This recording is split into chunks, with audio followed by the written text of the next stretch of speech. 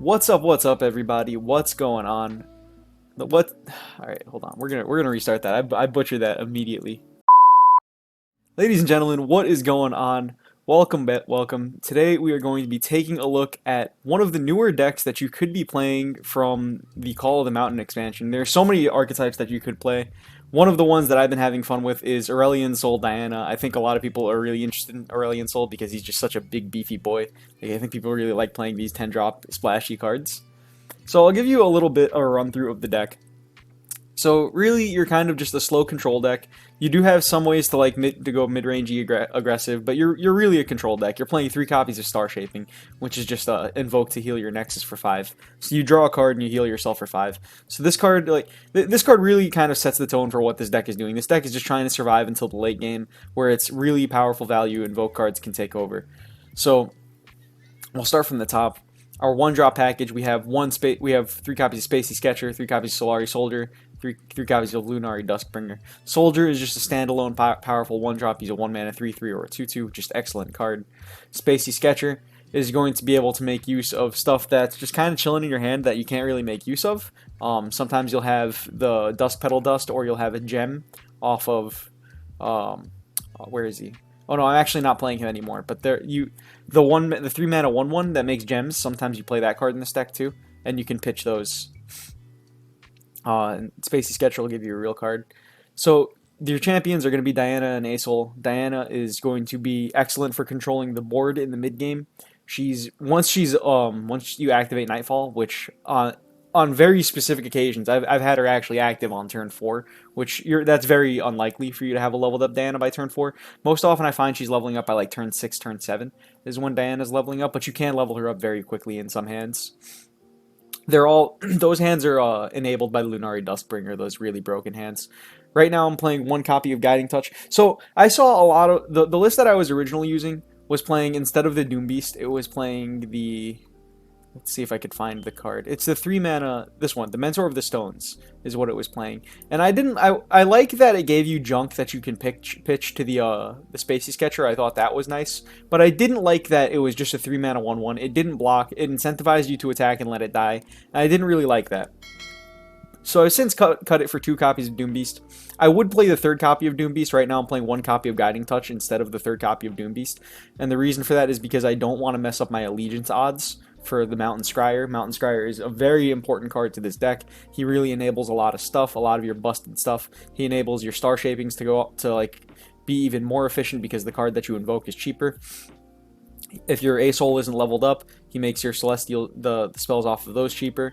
Your Lunari Priestess and Solari Priestess he makes cheaper, and your Spacey Sketcher he makes cheaper. So he's able to really cheat out a lot of mana. This guy gets really out of hand once you have 2 copies of him in play, because so many of the powerful spells are just they're expensive, right? They cost like 6 mana, they cost like 9 mana, but this guy can make it cost 7, or it can make it cost 4. So this guy is very good. Like I've been able to cast like the Meteor Shower for 3 mana, stuff like that. It's really busted. It's really crazy.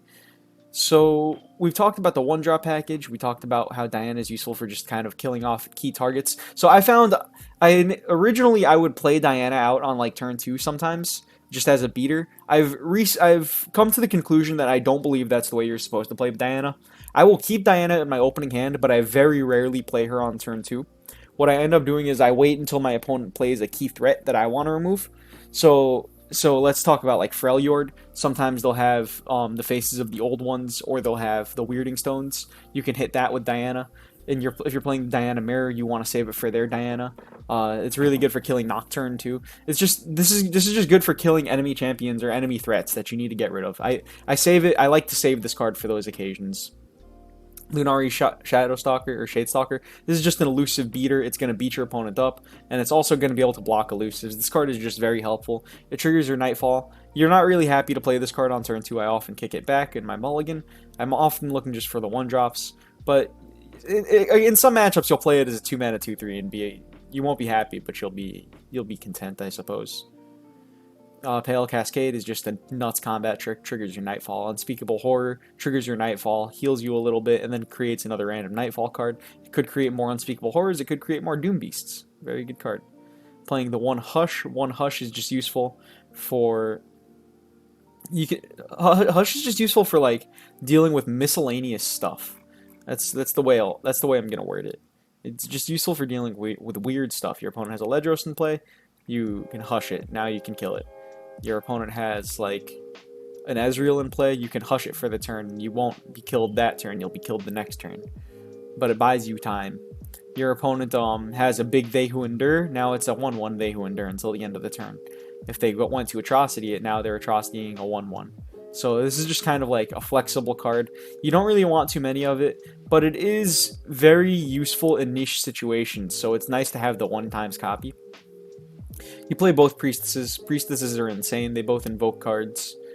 I really, really like these cards. They just work so well into Mountain Scryer. You'll have turn 6s where you just play Solari Priestess into Lunari Priestess. You built a small board and you drew 2 cards. It's just so much value, dude. So much value. And then they're cheaper with the Scryers. Like, it's great. And Star Shaping, like we said earlier, just to round out your healing package between Star Shaping, Doom Beast, Unspeakable Horror, and the Golden Sister. You can get Golden Sister off of the Celestials. That'll off the Celestial cards. Those will all help you stabilize into the late game. So we've taken a look at the deck, and I think that's going to be it for this deck tech. If you enjoyed, please click the follow button and check out the games in just a second. Bye guys. Just ignore whatever the score is today. Ignore it because I don't even remember.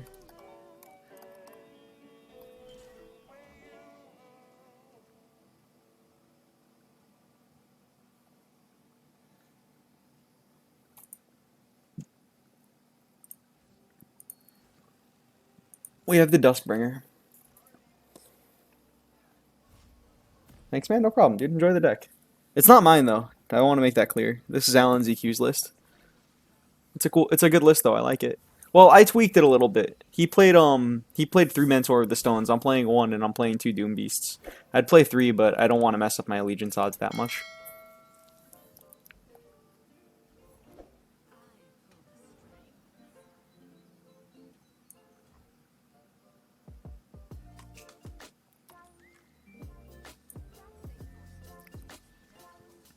Dust into Pale Cascade for next turn.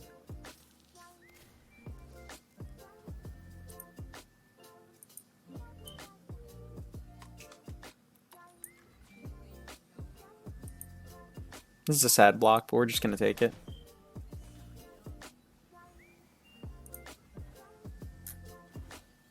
This is a good song, too.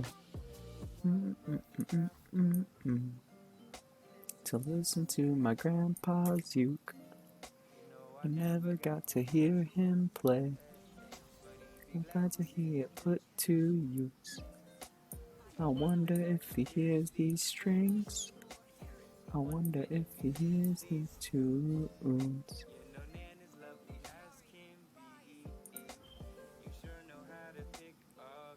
Oh, oh. Who calls their grandma Nana? I don't know anyone who does that. Fresh soil.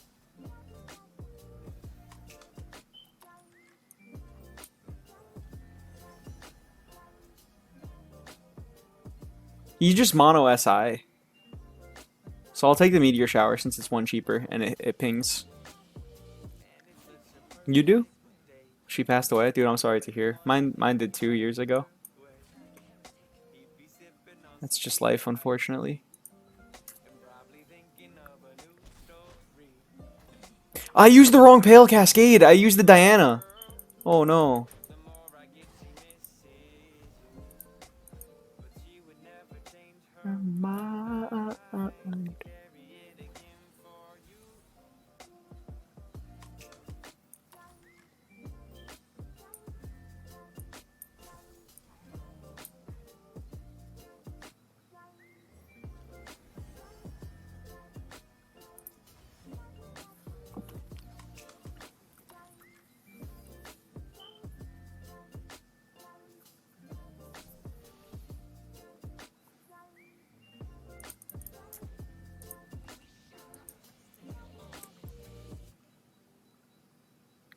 I woke up thankful today, thankful today, thankful for the good vibes going in my veins, thanks for the peace in the air that I breathe, Thankful God smiles when he sees you with me.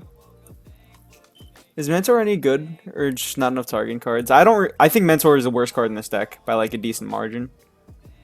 For peace in the air that I breathe. Smiles when he sees you with me, yeah. When he sees you with.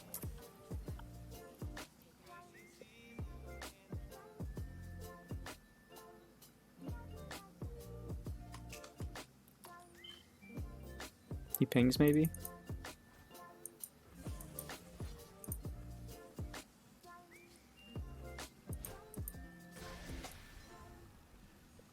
Meteor Shower to kill off these two next turn.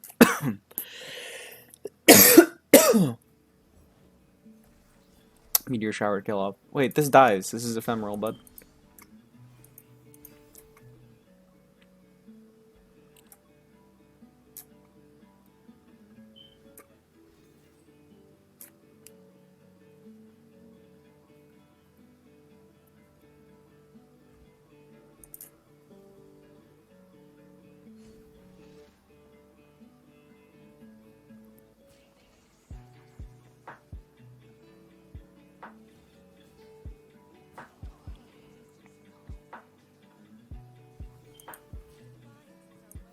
I don't think I need a draw for this.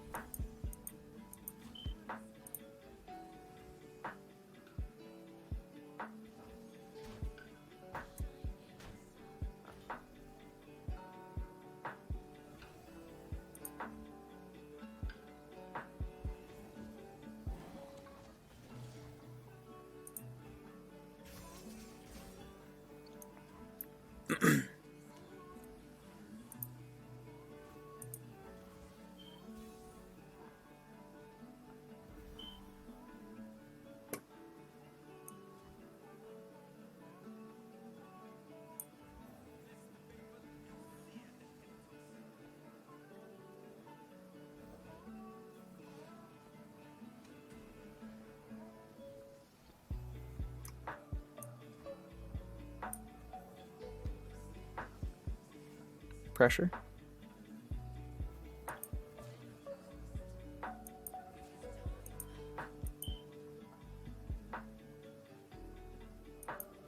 I want to hold this back.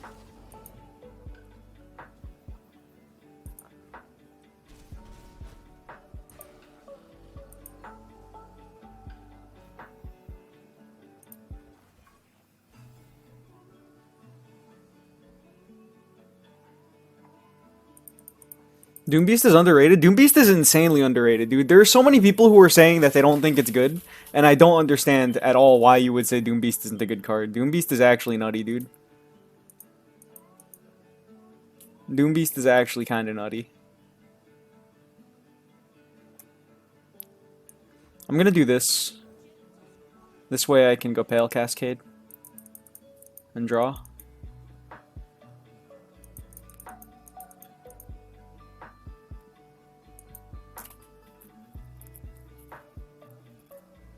Doombeast is just good, dude. Like, in Hearthstone, they play a 4-mana 3/3 that does 3 damage to the enemy Nexus and heals you for 3. This is like almost the same thing. And in Hearthstone, you have 30 health, so that's 4 mana to do 10% of your HP. Where in this game, it's 3 mana to do 10%, and the only difference is you're getting 1 less point of HP. 2 mana, 4 damage swings. Like which ones?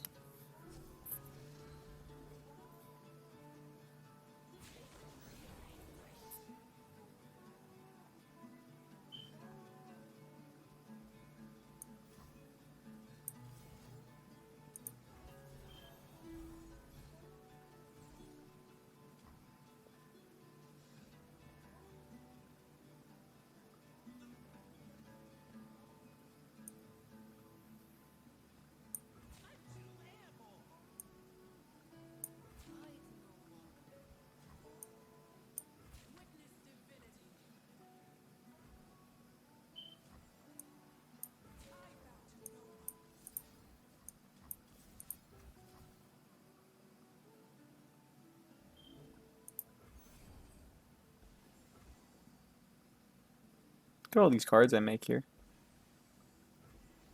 He sacks this. I still get my cards, right? Yeah, I still get my cards. I just don't get the healing.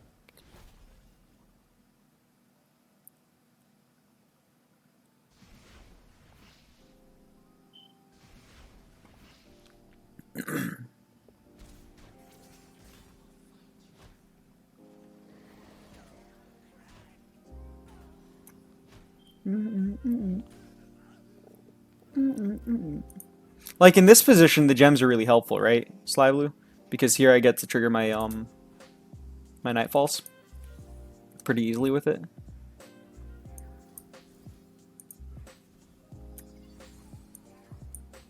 I need a big card here. I want like a game ender. I will take another Golden Sisters. Essentially a game ender. How do I beat Ruination? What, with this deck? This deck can beat a Ruination for sure.